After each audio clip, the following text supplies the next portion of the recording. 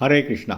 தெய்வ திரு ஆர்ஷ பக்திவேதாந்த சுவாமி ஸ்ரீல பிரபுபாதர் விரிவான பொருள் உரைகளுடன் அழிய ஸ்ரீமத் பாகவதம் காண்டம் 3 பகுதி 1 பராமரிப்பு அத்தியாயம் 1 விதுரரின் கேள்விகள் பதங்கள் 29-30. 29ஆம் பதம். கச்சித் சுகம் சாத்வத விருஷணி போஜ தாசார்ஹகானாம் அதிபச ஆஸ்தே யம் அப்யக்ஷிஞ்சத் சதபத்ர நேத்ரோ நிர்வாசனாசாம் பரிஹிருத்திய தூராத்.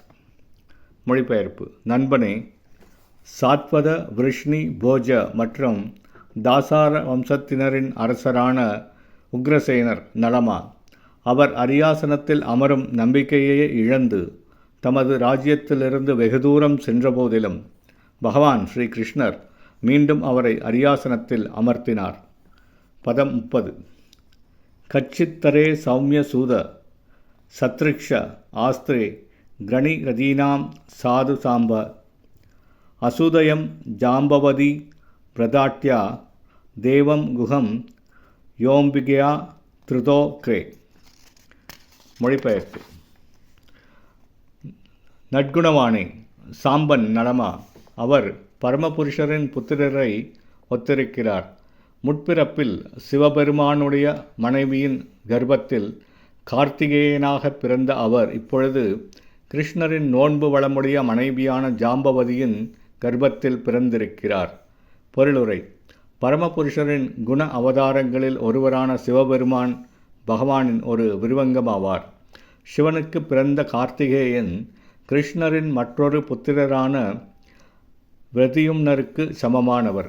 பகவான் ஸ்ரீ கிருஷ்ணர் இந்த ஜட உலகில் அவதரிக்கும் பொழுது, அதாவது வெவ்வேறு திருவிளையாடல்களில் அவருக்கு உதவுவதற்காக அவரது அனைத்து விரிவம்சங்களும் அவருடன் தோன்றுகின்றனர்.